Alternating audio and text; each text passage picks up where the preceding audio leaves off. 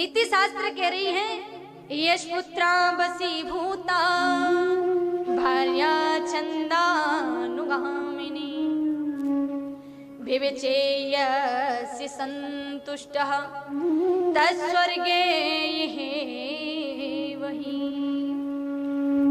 यश पुत्रा वशीभूता, पहला जिसकी संतान आज्ञाकारी हो, जो माता पिता कहें उसे ब्रह्म वाक्य में समझ करके करे, ऐसे पुत्र को, ऐसी संतान को हम यश पुत्रा वशीभूता कहते हैं।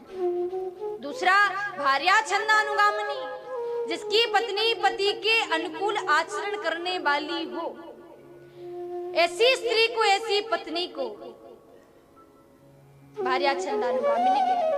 पति किसी विपरीत मार्ग पर जा रहा है तो उसे उत्तम सलाह दे, धर्म के लिए प्रेरित करे, ऐसी पत्नी को भार्या छंदानुगामिनी कहते हैं।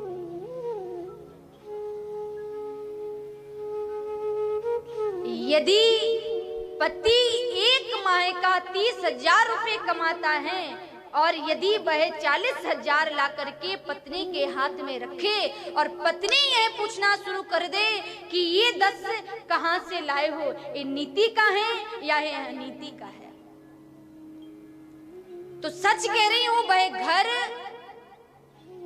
सत्य के मार्ग पर चल के ईश्वरी को पा सकता है, वह घर स्वर्ग बन सकता है, क्योंकि देवियां देश की जाग जाएं अगर, युग स्वयं ही बदलता चला जाएगा। देवियां जागरण गीत गाएं अगर, हर हृदय ही दहलता चला जाएगा। पूर्ति पुरुषार्थ में है सदाचार की, पूर्ति श्रम से सहज साहे उपचार की। देवियां जागरण गीत गाएं अगर, हर हृदय ही बदलता चला जाएगा। कोख संतान से तेरी खाली नहीं, कौन सी शक्ति गोद में तुमने पाली नहीं। शक्तिया शौर्य को लांद पाए अगर, तो शौर्य शिशुओं में बढ़ता चला जाएगा। देवियां देश की जाग जाएं अगर, हर युग ही बदलता चला जाएगा। एक छोटा सा बालक जिसको विद्यालय में अध्यापक कुछ सिखा नहीं सकते, कुछ नहीं सिखा सकते, आचार्य गण गुरुदेव बाद की शिक्षा देने वाले हैं, लेकिन प्रथम आचार्य तो वह मां ही हो सकती है। एक चोर को फांसी दी जा रही थी, सूली पर लटकने वाला था। अंतिम इच्छा पूछी जज साहब ने, कोई इच्छा है तो बताइए। बोल पड़ा कि हाँ, मां से मिलना चाहता हूं, अपनी मां को मिलवा दीजिए। मौका दिया गया। जैसे ही मां सामने आई और बेटा फांसी पर झूलने वाला है, सोचिए क्या स्थिति रही होगी। तो मां ने सोचा कि मेरा बेटा है, मृत्यु को प्राप्त होने वाला है, इसलिए हृदय से लगाऊंगी, हृदय से मेरे को लगाएगा। लेकिन ऐसा नहीं हुआ। देखा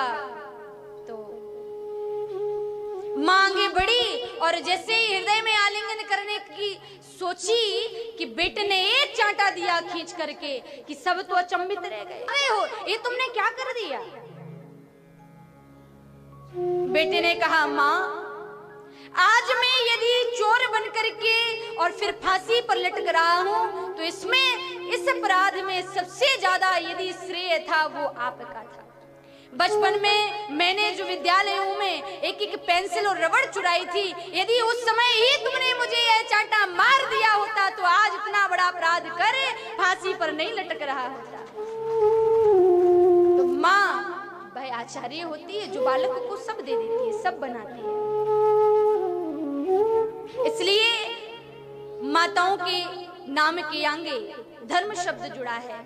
पत्नियां धर्म पत्नियां कहलाई जाती हैं। अच्छे आचरण कर अपने पतियों को अच्छे आचरणों पर भेजे। नारी चाहे तो कुछ भी कर सकती है, वह मातृ शक्ति है।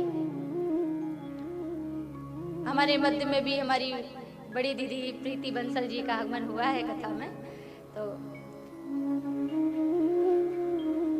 आज भगवान लक्ष्मण ने देखा, लक्ष्मण देखे उमा कृत वेशा, चकित भई भ्रम हृदय विशेखा।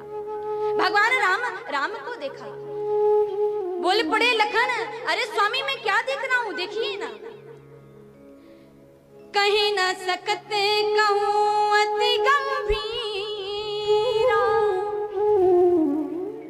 प्रभु प्रभाव जानत मति धीरा। भगवान के सामने सती कपट वेश धारण करके पहुंची हैं। भगवान राम राम राम राम भोलेनाथ बज रहे हैं। स्वामी नादानी में गलती कर रही है, मेरी भार्या है, मेरी माँ का रूप धारण किया है, अब मैं स्वीकार तो नहीं कर सकता हूँ, लेकिन इस अपराध को क्षमा करिएगा। और आप तो सब जानने वाले हैं, स्वयं सर्वज्ञ राम भगवान सब जानता है ये मेरा ईश्वर। और जैसे ही देखा लखन ने तो सामने आकर के मैया सती को प्रणाम किया, लेकिन राम ने तो अपना माथा ही झुका दिया। और भगवान श्री राम बोल पड़े, कहे हो बहोरी कहाँ वृष की तू, विपिन अकेली फिरहूं की तू। मैया आज अकेले ही भ्रमण कर रही हैं, हमारे स्वामी भगवान शिव कहाँ हैं? और जैसे ही मैया सती ने देखा, चारों दिशाओं में ऐसा लग रहा है कि दाएं देखूं तो राम है, बाएं देखूं तो राम है, पीछे देखूं तो राम है, सामने देखूं तो राम है, मैं क्या देख रही हूँ? देखिए ना, भोलेनाथ ने कहा था कि ज्ञान मत छोड़ना, विवेक मत भूलना, बोध रखना। मेरा इतना बड़ा अपराध और ये जान किससे गए हैं? माथे पर अपना हाथ रख लिया, घबरा रही है मैया सती, मन में पश्चाताप होने लगा है। जहां चित बहे तहां प्रभु आसीना।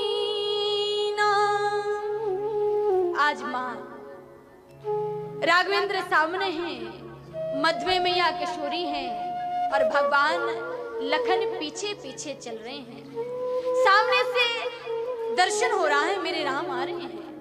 बाईं ओर दृष्टिपात किया तो मैया सती देख रही हैं कि राम तो सामने आ रहे हैं, मध्य में सीता जी को भी साथ में ले रखा है और लखन भी पीछे चल रहे हैं। तीनों के रूप को मैं सारी दिशाओं में देख रही हूँ। अब क्या करूं लेकर, क्योंकि